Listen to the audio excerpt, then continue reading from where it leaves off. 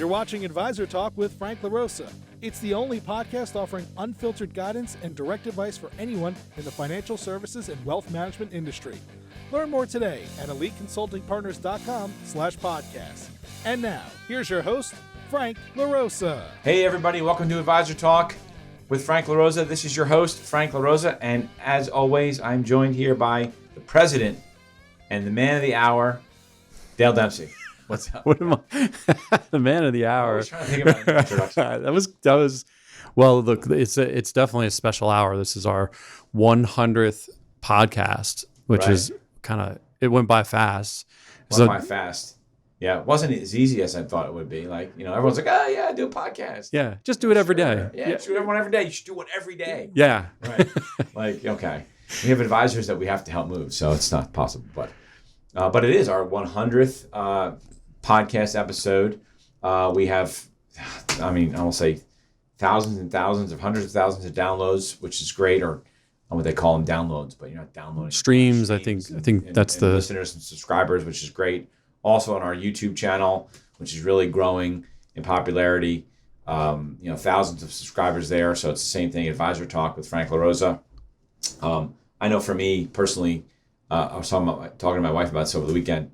When I listen to somebody, I tend to like to watch the YouTube version, right? Right. So I was listening to Rob Dyrdek over the weekend, and while I was Sure. traveling, he's amazing.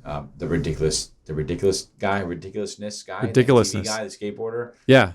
But his mind is crazy in terms of how he runs his business and his life. So, but the point is that I watched it on YouTube versus listening to him just on the podcast. So, but anyway. So today we're going to really just talk a little bit about your favorite podcast, my favorite podcast, and rehash some of those things just to see if those things have changed. I'm not sure. So why don't we get started? So I know you have a little bit of a list there. So Yeah. Well, actually, number one.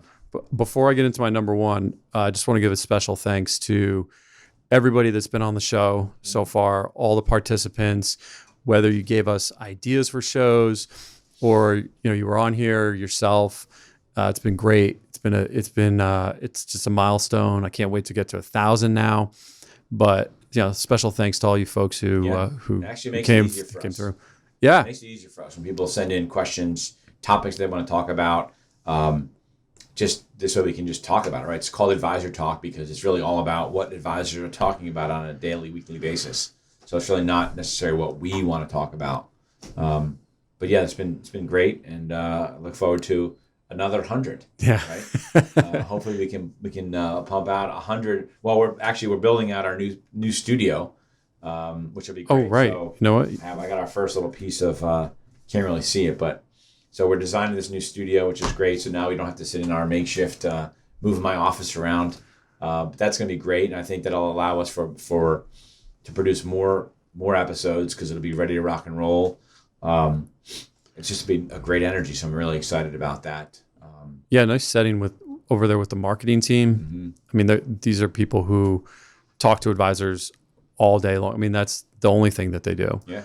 So it's always interesting to get their perspective. They actually, so I'll hop right into the top 5 list here. They came up with a lot of the Mad Lib for advisors questions for that episode. So if you don't remember, that one was, it's like a fill in the blank. So it's sort of like, I wish my firm had blank or did blank, or, you fill in the blank there. And we talked through a whole bunch of firms that exist out there, but with thousands of them in the marketplace, it's hard to keep track. Thankfully, we've got a system in place, but yeah, I think that was great because the whole moral of that story there was, to your point, you might be at a firm and you're frustrated with, what the firm's telling you they can and cannot do with certain things. And that was like, I wish I can use Instagram. I'm just picking a topic, right? And the firm's saying that we can't do that. But the reality is you can, you're just not at the right firm, right? I experienced that when I was away last week with a client at Raymond James, and there were a couple of topics came up. One of them was technology, right? And in my mind, it was like, I wish they had a streamlined system to do X, Y, or Z. is what they were getting at the firm that they have today. And then during the course of the meeting with Raymond James last week, they were starting to see all that stuff, and you can see their sort of blood boiling a little bit, like frustrated, right? Sure. So, but yeah, that was a good one. Yeah, it brought out some ones that, some like table stakes topics that you'd think you'd have at any firm. That was hilarious. So one that got a whole bunch of views, and it was one of my favorites to do, is it a deal or is it a loan? Right. And that's a really clever title right there. Whoever wrote that, got to give him some credit for that. Because I don't know what that really says. I think was that right? Maybe. Oh, okay. I don't know if you're right, and I think that we still have this debate all the time. But yeah, is it a deal or is it a loan? It's it can be a forgivable loan, or it can be, it can be forgiven based on time, or it can be forgiven based on production. But if I think the moral of that story was, the money's coming from someplace, and the more money you're looking for from a firm to give you up front, the lower your payout's going to be, and you're essentially paying yourself with your own dollars, which was the whole moral to that story. Yeah, right? And that's the conversation we constantly find ourselves in. A little bit of it was sort of like I kept talking about newspeak, whatever. But there's industry lingo here that exists that will make you think about how it's not a loan. And I can't tell you, I still talk to people who, it's forgivable. They'll literally say that still. Yeah, right. Well, it's forgivable. It's a forgivable loan. It's a loan. Yeah, just take out all the other words. Right. It says loan. I think so. I think if you're doing that for advisors that are going down that road right now to looking at firms, just understand, know what it is, know what it isn't. And we work with some firms that don't provide any upfront compensation, right? But their ongoing economics are significantly better, right? Because they're giving them a high payout, and then they're not really embedding any sort of hidden costs, right? Right. So when you look at those numbers, your break even is really only a couple of years in terms of you joining a firm like that, understanding that you may not necessarily get any transition dollars moving up front, or in a couple of the firm's cases, and the firm I'm talking about, they can provide actually a loan, working capital loan. Sure. If you are leaving deferred comp, or you're looking to build out the office and you need money to do that, but that's a traditional loan where you're paying it off, but you're paying it off through much higher payouts. So again, your economics still work out the same. It's funny how we categorize things in this business. Yeah, I guess we look at it differently.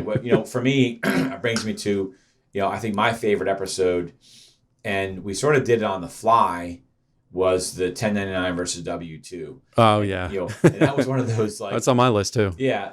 So that was one of those you may not have everything perfect, and it was sort of raw, right? We just set the camera up in front of the grease board in our conference room area, just did our thing, right? Right. But that's, I think, one of the most downloaded episodes of any of the episodes that we did. So it's 1099 versus W-2, where we walk through all of the top line components of it, not necessarily the tax implications. But I love that one because we were just basically winging it, right? You and I were talking about it. So for those of you that don't know, so Dale and I and a couple others were sitting at the table, and we were trying to explain to somebody the difference between 1099 and W-2. And Dale was like, dude, we should just record this, right?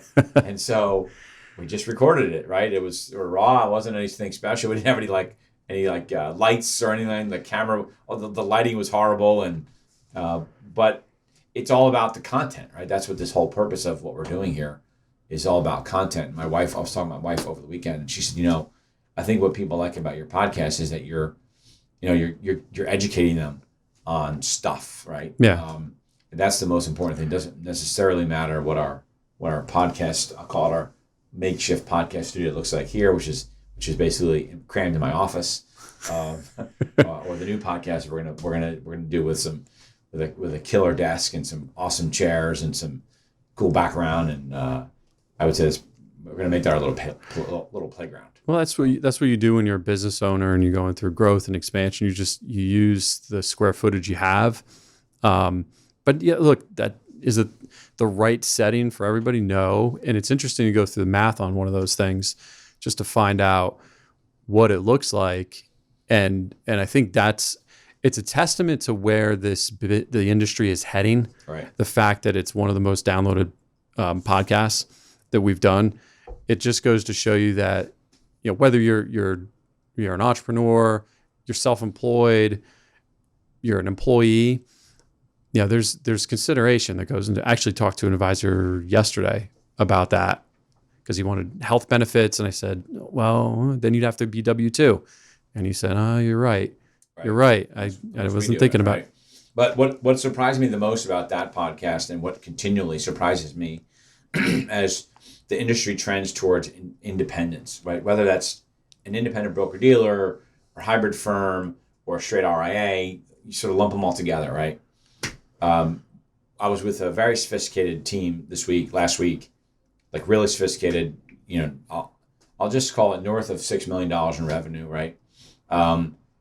And they really didn't understand like all of the differences between 1099 and W-2. They knew the general, that it was higher payouts and you make more money and all those things. But within there, getting into the weeds in terms of how do you properly structure, your entities and all of those things, they didn't really understand that. And so, that's where we come in, right? And our job is to sort of lead them and get them educated, and then fill in the gaps with whether it's their CPA or our firm's CFO service and our CPA. But I think that's what surprised me the most about that particular episode, in that to us, it's something we talk about all the time, but it was like this unbelievable video that people were like, oh my God, that was amazing. And we're like, really? Like, yeah, but anyway. I think we want to talk about more detailed stuff. We can go down a rabbit hole on that one. Definitely. The other one on that one, which I thought was quite interesting, and for those of you that watch some of my other podcasts where if I'm interviewing somebody and they see the grease board behind my desk, which is basically right over here, it has these numbers and all these squigglies, and it looks like some big formula, and it has 256% in the corner, which is basically the dual monetization podcast that we did, in terms of walking through with somebody how they can dual monetize their business versus just selling to, if you're at UBS, right, just entering the Alpha program, or Morgan Stanley, Merrill Lynch. By making those moves, same type of grease board thing that we did, you can increase the value of your business ultimately if you were to sell by over 256% over just taking the deal from your existing firm. I'm a numbers guy. I love sort of the math part of it, right? Well, not that I'm a math guy. I'm not really all that good at math, but I beg to differ. Yeah.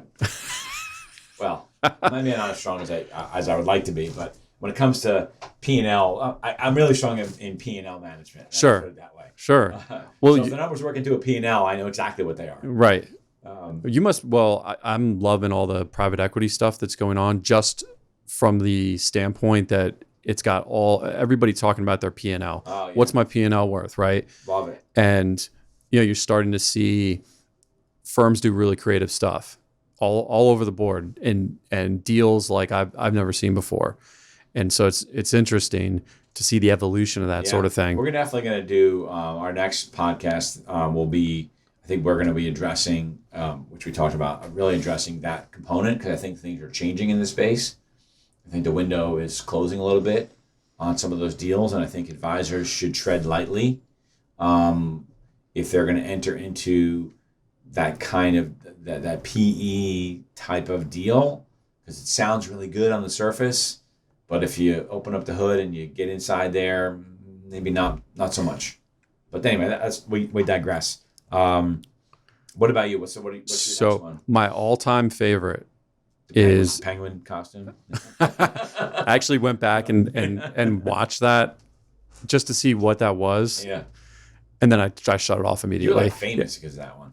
Somebody, people. You were at a conference. You're the guy in the penguin suit. I think it was actually Vaughn right. Kohler. Oh, yeah.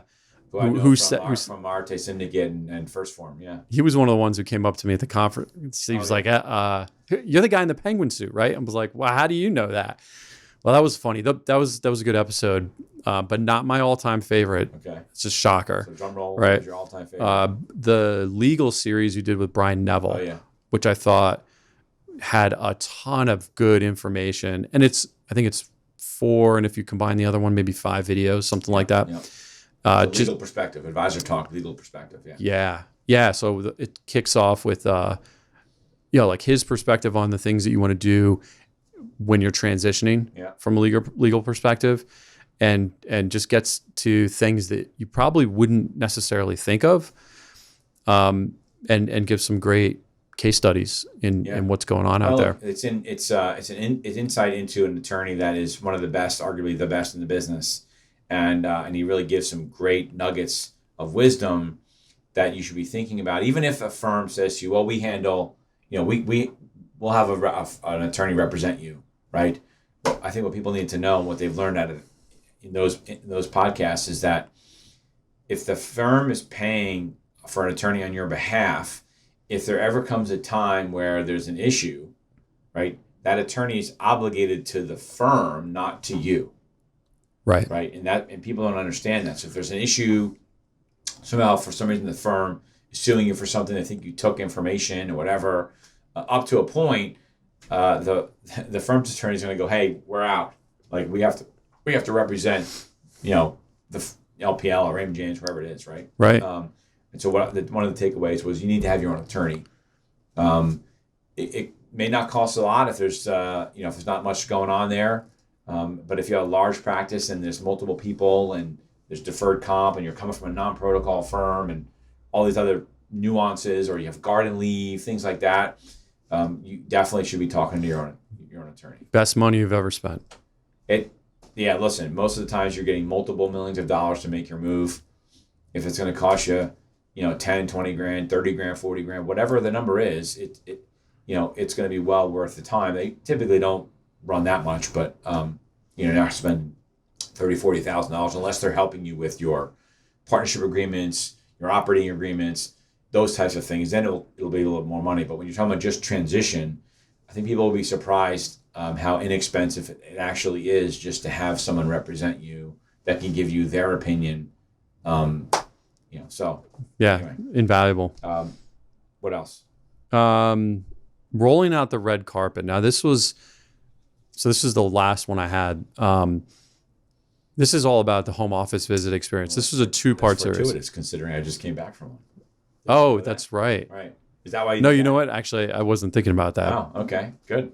But we're getting back to that point, actually. Mm-hmm. And how impactful is a home office visit? Well, it really could just sway the advisor one way or another. It's way more than a phone call.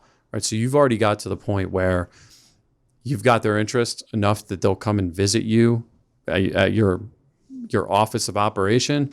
You better do all the right things so that they can make an informed decision, and they're wowed and they love you. I mean, there's so much in those 2 podcasts, little things.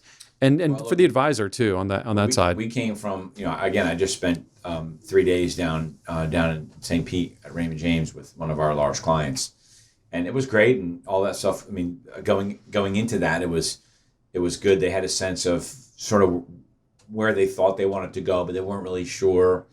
By the middle of the day, they were like, "Yeah, we're done." Like they got to hear from senior leadership. They got to see the people that were in the lending area. They got to see the technology. Not that you can't do that via Zoom, but it's different when you have someone like Paul Riley, who's the CEO of the firm, sitting with you, right, giving you insight into what's going on in the industry, gives you sort of a comfort level that like you're in good hands. Mm-hmm. But they were like, "Yeah, we're done. Like we know where we want to go," and I think that firms, it's great coming out of the whole COVID thing, right? That you're able to move the ball down the road maybe further using Zoom and stuff like that. More people are definitely comfortable doing those things. But there's nothing better than going down and wherever it is and sitting in front of the potential firm that you're going to go join, because there's body language stuff that you see when someone's answering questions. There's just simply walking through the halls of the organization. I was going to bring that up. So you can go do a home office visit and there's a lot of smiling faces. Raymond James specifically it's pretty exciting to see such a large organization, no matter what floor you go on, to see how many happy people there are at that company. Yeah.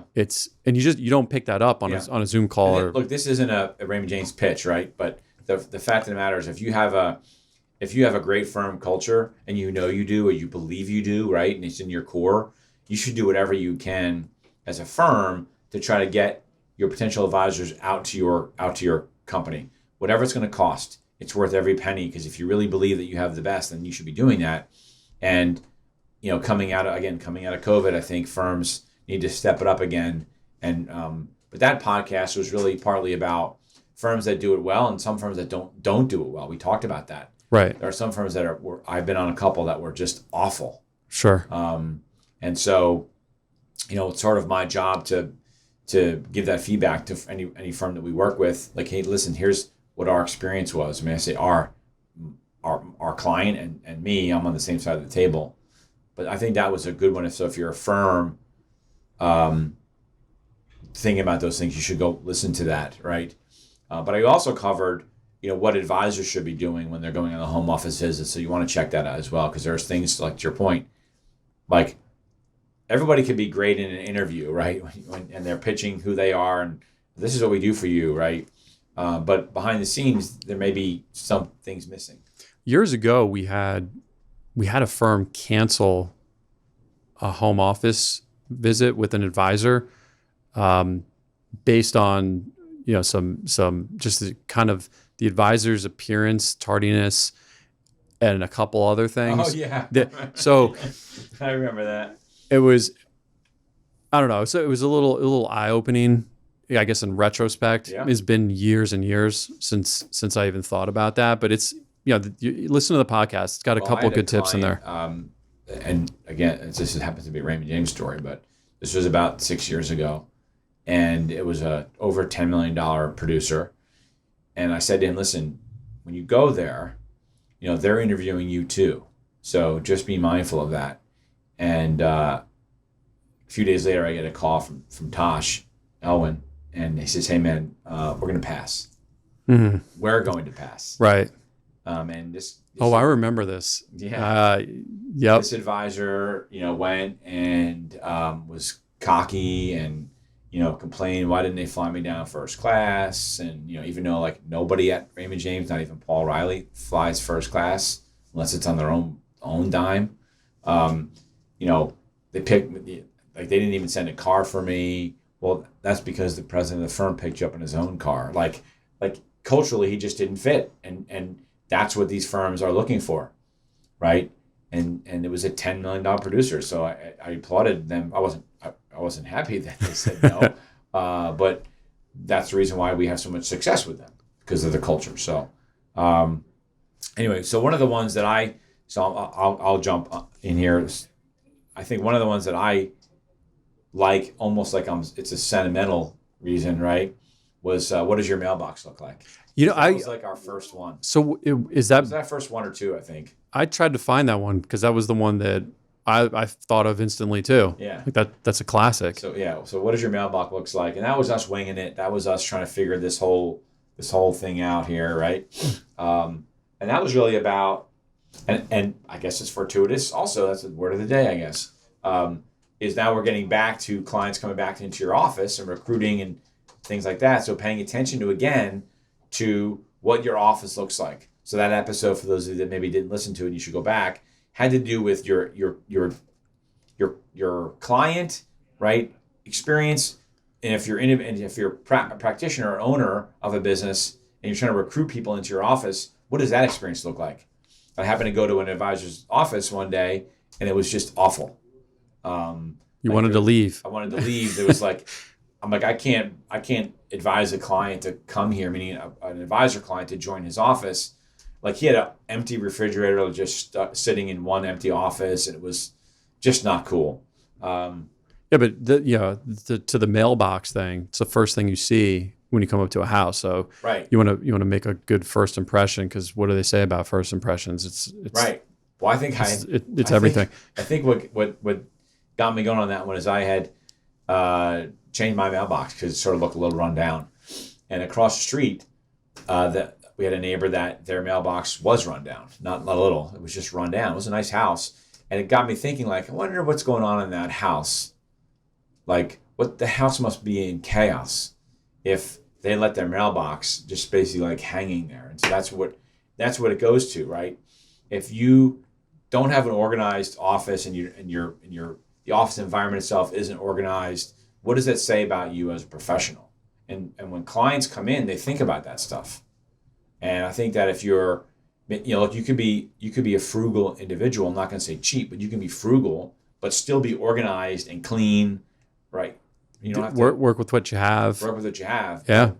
But see things through the eyes of your clients. And as we're now out of COVID and this whole work from home, not coming to the office, you need to start thinking about that stuff again. So anyway, I think that was sort of like one of my favorites. So. Yeah, that was definitely one of my favorites too. Yeah. So one more. What do you got? One more. I'll go with so you did one not too long ago with Ben Newman. So Ben's great. It's like a coach's coach almost, if I say that the right way, but works with sports teams, right? College teams, D1 schools, University big of schools, Alabama. Kansas State, I think, Kansas even. State. Yeah. And one of the top 50 speakers in the country. Right. Motivational speakers, mental toughness, and all that stuff. Yeah, and if you pay attention to the NFL draft, they just draft Alabama basically, Right. And part of it is him coming in and talking to these kids and getting them prepared for the season ahead, the 4-year, 5-year span ahead, and how to be motivated day in and day out. And that's a great podcast. He talks about the burn, right? Finding your burn. I say purpose, or people say purpose. He uses burn. Why are you doing what you're doing? And so with the Bama kids, I say kids because they're my son's age, right? When you're in an environment that's hard, right? Nick Saban has high expectations. If you don't understand what your real burn is, why you're really doing this, right? You're never going to make it.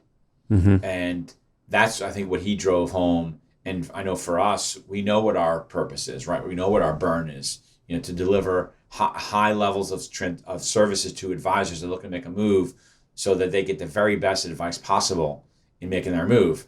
And that is a driving purpose of ours, which is why we work so hard and just put the grind in. So that was a great one because that sort of crosses over your personal life, yes, professional life. Yes. Why are you doing the things that you're doing? Why are you working so hard? Well, part of your burn has to do with your family life, right? And why are you, getting up at the crack of dawn to do what we do and work late at night and try to accomplish things. The burn for me is just, it's great because it helps me make decisions. Right. Just I can make a ton of aesthetic decisions if I know what the end goal is. Right. If I don't, I'm really hamstrung as to what I'm thinking and what. The way I do things is if any of the decisions in my life don't line up with what my purpose is, right, or my burn, I just don't do them because it distracts me from my goals of doing what we're doing here, right? So it's not only just helping advisors all across the country really get good advice, because I fear a lot of times that advisors are making a move and they're not getting the right advice. It's not that they're getting necessarily bad advice, because I'm not like putting down other like recruiting firms, right? But a lot of those firms just simply don't have the background and experience that we do, that I do, to give an advisor the right advice through the right process.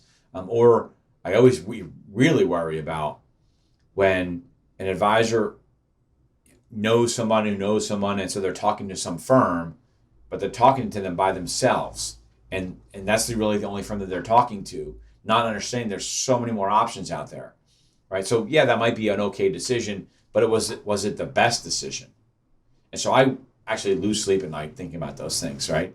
And then building an organization where people can come, to this firm with that and understand and believe in that same purpose, and then build a career for themselves here. And so the more people we can bring on to, bring over to Elite, the more advisors we can help. That's what I obsess about. To a fault sometimes. I was thinking about it actually on the way to work this morning about how I get to help people, because I was having a conversation with my son right before I left, and put a smile on my face as I headed out the door, knowing that, hey, you know what? I get to help people. Yeah. You don't always get to do that as a no, you don't get to see it day to day. We were leaving dinner the other night, and I was trying to explain to when I'm away for 4 days, it's in weeks in a row, it's a little bit maybe tough on my wife, and I tried to explain to her the experience that I get when I'm leaving a dinner with what starts off as a client who then become friends, right? Great feeling. We're hugging each other. Like at the beginning, we shake hands, and by the end of the 2 or 3 days, we're hugging each other, and they're so happy and thankful that we were there with them, representing them, asking questions that they never thought to ask. To me, that's the reward. And that's what I was trying to explain to my wife. I understand that, but I have to be there for these people because it's the reward and the satisfaction we get. Money will come if you do the right thing, and you drive with your purpose. The dollars will follow. You don't worry about that. It's the connections that we have with our clients many times become very close friends of ours. One of my best friends started off as a client. So, I love that. So anyway, we appreciate it very much. Thank you very much for your time. This was awesome. And we look forward to another 100. Keep the questions coming. Don't forget to subscribe. Smash that like button. Go to YouTube, subscribe. Send out a link to people that you know that might have interest in listening to our content. It's Advisor Talk. It's really designed and geared to help every single advisor out there with all sorts of questions. So we can answer just about anything if we know what you're looking for. So anyway, great job, Dale. Great talk. Thanks for watching Advisor Talk with Frank LaRosa. If you enjoyed this video, make sure to check out some of our other episodes. Don't forget to like, share, and subscribe to our channel, and we will see you back here next week.